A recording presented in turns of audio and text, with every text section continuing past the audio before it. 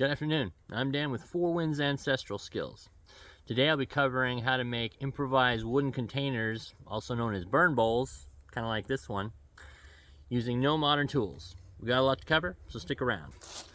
Well, when you're out in the woods, it's always good to have some kind of container. Oftentimes you'll see something like this here. It's useful for boiling water, for cooking in, anything like that. But sometimes you won't have these, or if you just want to go primitive and try your hand at doing some bushcrafting, you can make something like this, which is a wooden container. Oftentimes burn bowls are much bigger. You get a bigger piece of wood and burn a bigger divot in them. They'll hold more water, and you can use those to boil water if you heat up some rocks and do stone boiling in them. So those are pretty useful as well. Now for those burn bowls, you don't need any tools to speak of. You essentially have the piece of wood, you put the coals on them. It's good to have some kind of blow tube, which you can bushcraft out here in the woods. So you put the coals on there, blow on them. Essentially what it'll do is it'll burn a divot into the wood. So you have those coals, burn in, and you kind of scrape out where it's charred already, and repeat the process until you continue burning down into the wood as far as you need to go. You can also use that to shape the outside as well if you don't have any kind of carving tools like hook knives or anything like that. This whole thing you can more or less do with a sharp rock and some coals. So if you were to try to take a sharp rock and just carve this out, it would take you a very long time. But you can use those coals to speed the process up. You can also use the same process to shape tools, or if you need to, say you want to make a celt or something, you can use those coals and burn through it instead of having to try to drill through it if you don't have any kind of modern tools or anything like that. It's a pretty efficient way to shape wood with actual fire, or rather coals. To make a burn bowl, you don't necessarily need any modern tools, but it is handy to have a couple tools nonetheless. You can use really two things. The first one would be a blow tube. You can use a straw if you have one. If not, you can kind of bushcraft, improvise a straw with something like this. This is giant ragweed I grabbed when I was on my way down here. It has a very pithy center, so you can cut a section of this off. You run a stick through it and basically punch a hole in that. Then you can use this to blow onto the coals. The other thing is a set of tongs. You can craft those out here from a couple branches, but we'll make a blow tube real quick and then we'll get onto the tongs. So all right, we just take a piece of our giant ragweed, and it's good to kind of score around the outside before you cut into it, because this is fairly brittle, so it will just crack on you. And you want to keep it all solid one piece as much as you can. That way it'll maximize the amount of air you're actually directing on the coals.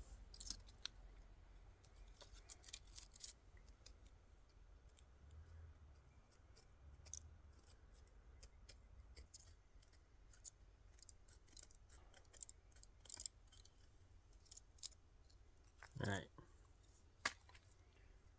there you go. That side's done. Good there. And it doesn't need to be like 10 feet long. You can have it a little chunk like that long is totally fine.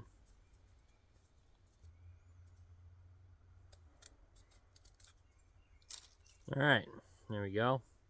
And like I said, this is plenty. You could have this probably half the size, and it's not a big deal. So, but you take this, take a straight stick, small one anyway, and run right through it and haul this sucker out. All right, we got our straight stick here. We just kind of clear out that inner pith.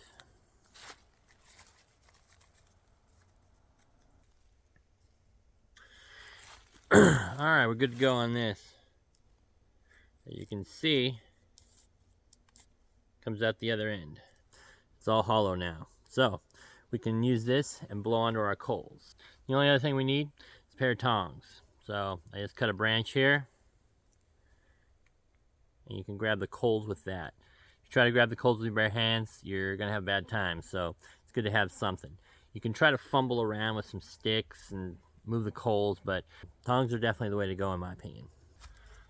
All right, the first step here is we got our log that we're gonna burn out, but we need to kind of flatten off a spot on the top optimally. You don't necessarily have to. You could burn it flat, but I find it's a little easier if you essentially flatten it out. That way you can put the coals on there and they'll stay a little bit more stable. So I just have a sharp rock here.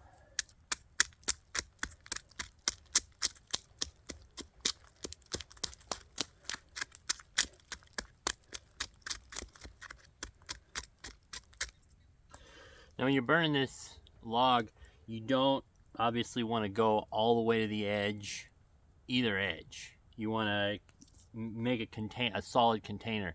You don't want it to burn through. Now one way people prevent that from happening is they'll take this and put it, their container that they're burning, they'll put it in water. That way it'll kind of soak up from the edges and help prevent that from happening. But you can do it dry like this. Just be careful with it so you don't burn a hole all the way through and then waste your time. So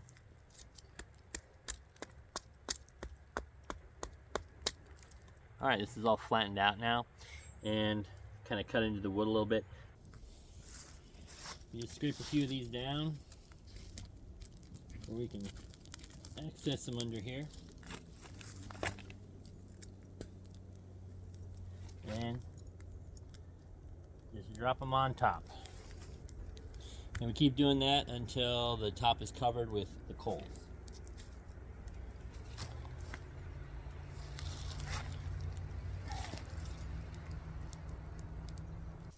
As you can see here, you just keep alternating the coals, keeping hot coals against the top of the wood here. So I would take this stick here, hold it down,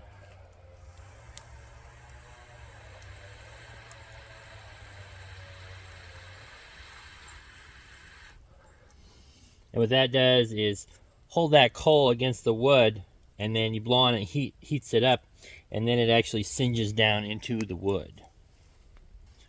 This part here is really the hardest, actually getting the initial divot in, especially since this wood is really wet to begin with. It takes a little bit of extra to kind of burn that divot in.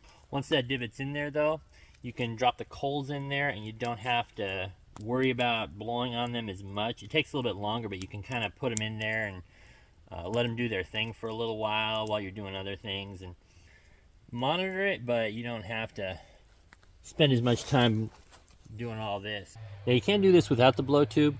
In my experience, the blow tube makes it a lot more efficient though. You get kind of more bang for your buck as you're blowing on it. But as you can see, you still can just use your breath directly. I just like the blow tube because it kind of focuses it right where you need it or right where you want it.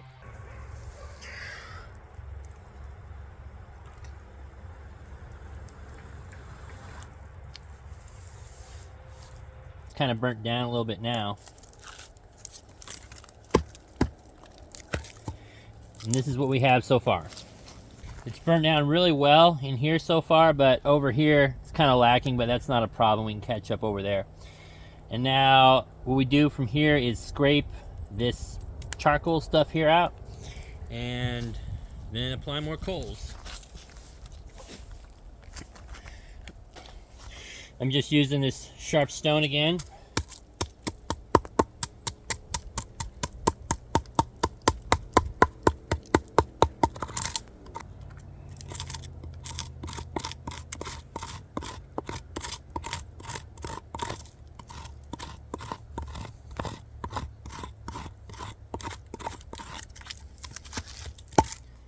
And you really just want to expose more of that wood so those coals can burn down into the wood further. And when you're scraping, it's good to try to focus mainly in the center. You don't want to scrape too much on the sides because you don't want it burning out too far too fast. So you just have to watch out for that.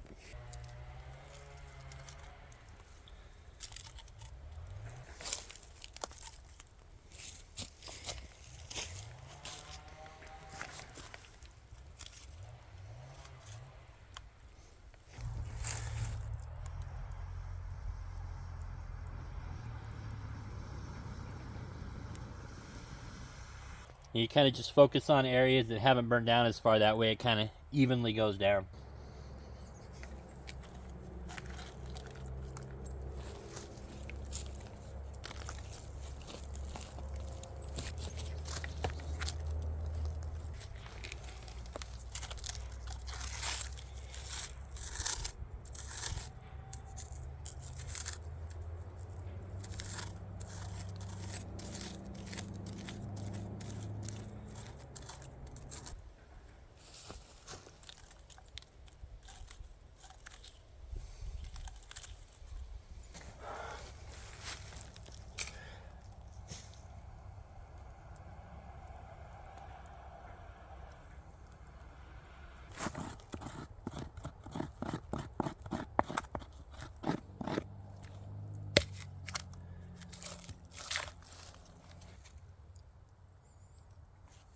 I think that's about good enough right there.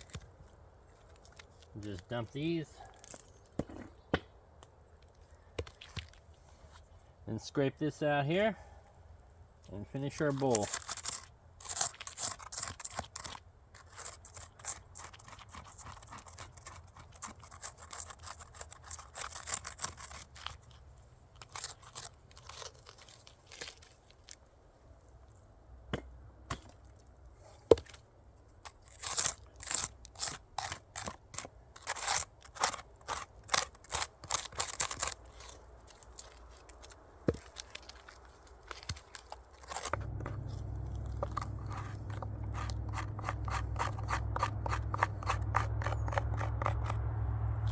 Now you probably will get a little bit dirty cleaning this charcoal out of here, but nothing a little water won't fix. Scrape this stuff out here till your heart's content, till there's absolutely no black left. You don't necessarily have to. Also, if you wanted to smooth it out a little bit, you could take a little bit of sand and leather or something, rub it in there, or even a really rough stone. You could go through it with that and kind of smooth it out a little bit. You could go through here and, you know, smooth it out more, but it's not really necessary. So let's give it a try. Okay, now the real test.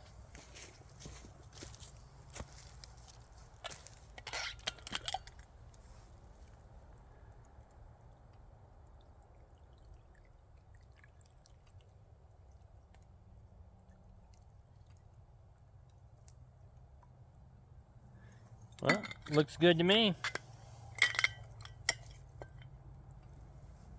There's a little bit of charcoal dust that's still in here, kind of floating. That's not a big deal. You could wash this off a couple times and get rid of that.